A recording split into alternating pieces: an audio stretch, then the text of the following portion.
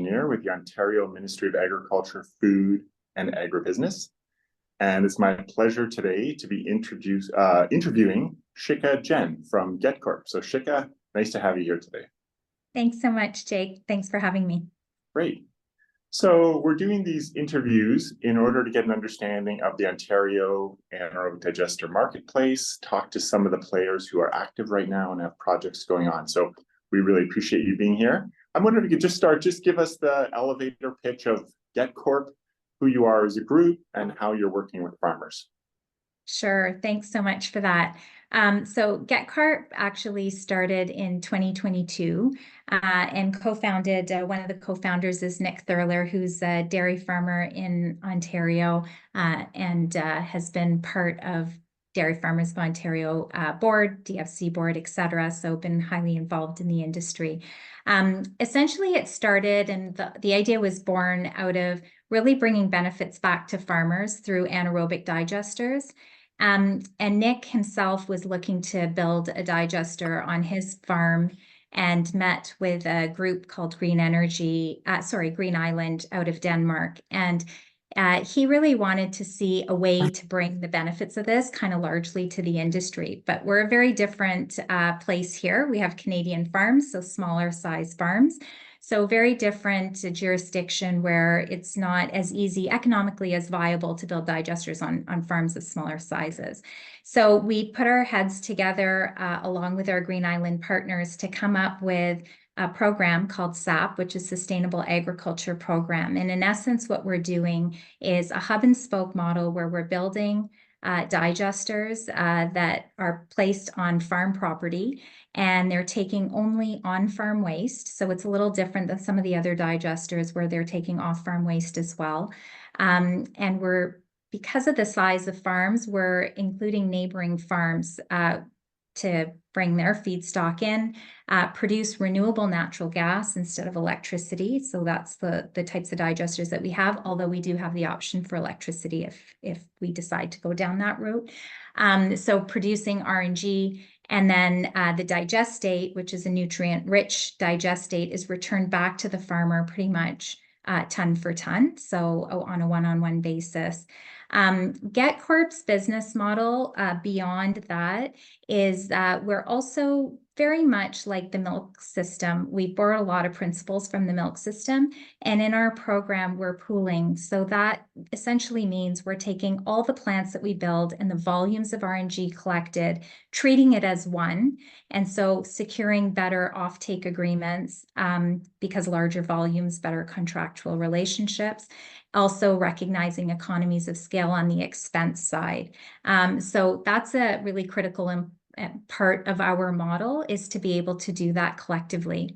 3 ways for a producer to participate. One is to be a participant, which means they're basically giving us their feedstock and we pay them for their feedstock. We return back their digestate and they get a small profit share for everything. Then you could be a host farm, which is one that does all those things plus leases land. So we place the digester on your land and then they participate like a participant would with a payment for feedstock and a profit share. And then the third way is as a plant owner, where you're yourself putting in some equity and building the digester yourself. So GET Corp is responsible for the construction, the servicing, the operations. We take care of the offtake agreement, securing up the feedstock. We kind of do it all. And this was all in view to address some of the barriers that a lot of producers face coming into this. One being the capital required. Second being, don't want to become an expert in RNG production when they have their farms. So, just the operational kind of a side of things. And then the third, being able to procure better agreements based on higher volumes, basically. So the economies of scale. So that's in essence who we are and what we do. Great. Now you have some photos here of a facility in Eastern Ontario. I wonder if you want to, let's share your screen and we'll just walk through what that facility looks like, the layout, some of the management of feedstocks coming in and so on.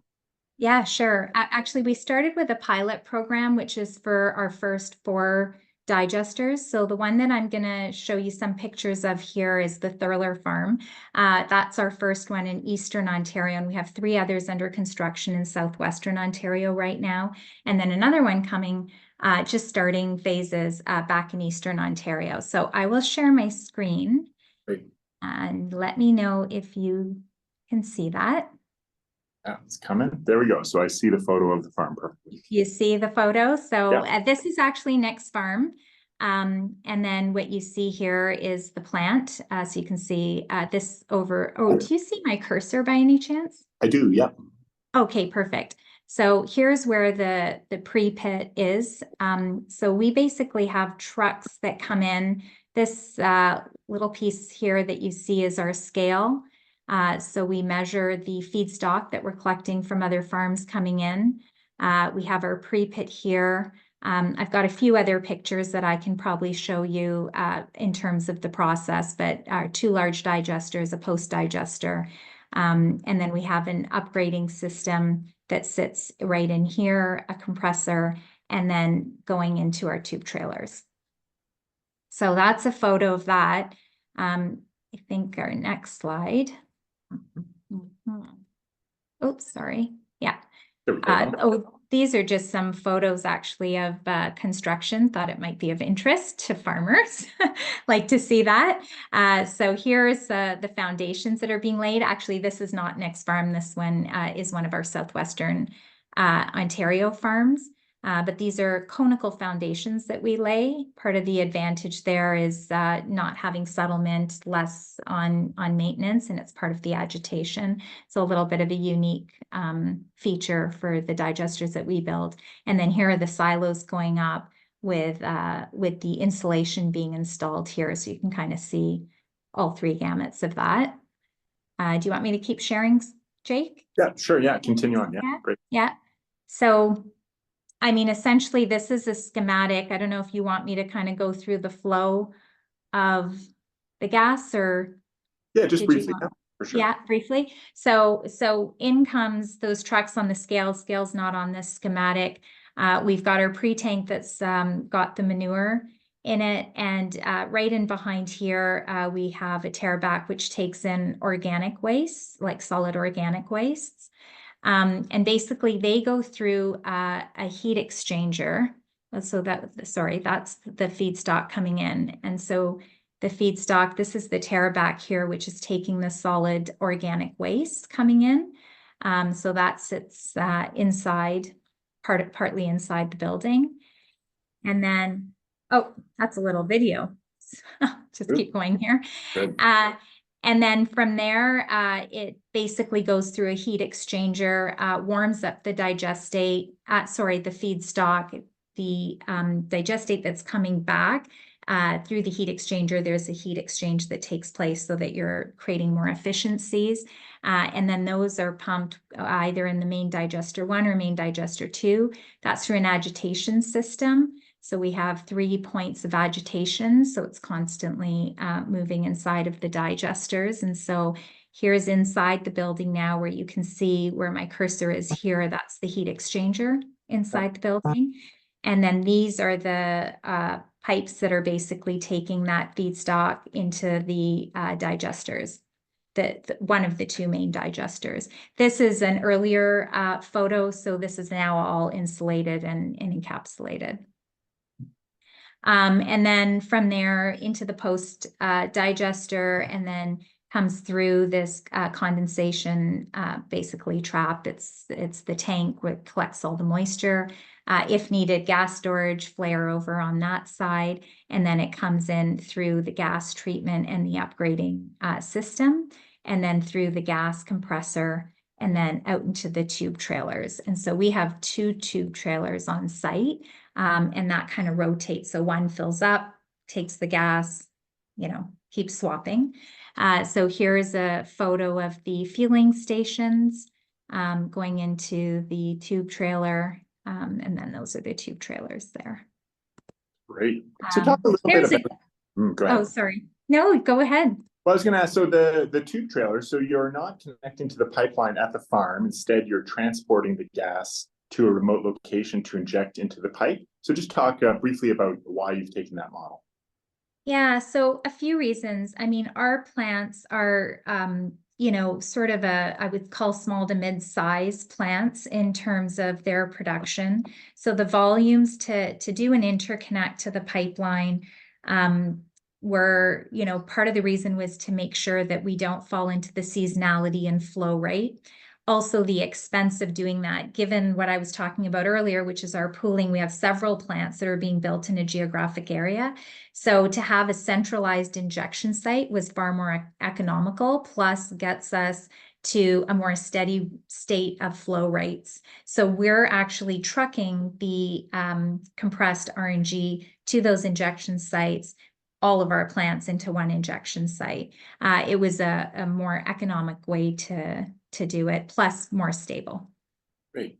One of the things you talked about here was primarily focusing on manure. You mentioned being able to take other organics, but there's sort of a market opportunity on manure-only RNG. And I wonder if you could talk about what that is and why that's there, and sort of the carbon credit angle of that and so on. Yeah, of course. So you're right. When you're taking on only on-farm waste, you are producing a different gas. And in the US, looking at the EPA and the RIN system, it's called a D3 gas. So it does allow for better monetization of the carbon credits. And same thing here in Canada as well. So not the same model, but similar idea. So that the reason we have our model on an on-farm waste only was one, for the higher credit value that we can achieve, but also to have better predictability in and less disruption, I would say, because the feedstock, we know the volume and the quality, because we also know egg production. So that was another reason to kind of de-risk. But back to the carbon credits, for our pilot plants, we're actually selling into the US. So we are going into LCFS and the RIN markets, where the D3 gas is certainly more valuable. And then for our other rollout plants, we're looking right here in Canada at the federal program. Depending on what province we're building in, there are provincial programs as well to take advantage of. BC's got a very good program, just like the LCFS. Great. And so when a farmer is providing manure to this facility, or hosting it, or having some ownership, the carbon credit, like the ownership of that value, they're selling that benefit in the process. Is it like, or does a farmer have any opportunity to retain that carbon credit? Or is this about them monetizing that value through you? So how does that ownership of that credit sort of look? Yeah. How does the farmer participate in that? It's a great question. So because of our pooling mechanism that we talked about, our legal contractual agreements basically have the farmer signing over the title of the gas and the environmental attributes, i.e. the carbon credits, with the gas over to GET Corp. And GET Corp then takes all of the volumes and sells it on their behalf. And then it just flows right back to the farmer through, profit share and other things. The way that we've kind of structured some of our offtake agreements is in a way that, today for farmers, there isn't a real way to fully monetize those carbon credits on their own. And it's quite difficult to do so. And so for the duration of the term that we have, which is pretty much looking at capital payback periods of time, we're monetizing those credits, but we have decoupled them. So it is possible, let's just say down the line, agriculture has opportunities to use the carbon credits, or they need to use the carbon credits for some reason, then we're able to decouple it and get it back in the hands of the farmers if we need to, because we're not really here. I mean, our purpose here is to kind of act as an agent for the farmers. We're trying to maximize the benefits coming back. And so that's why we're looking at those structures. Great. I hope I answered your question. Yeah, that was really excellent. Yeah.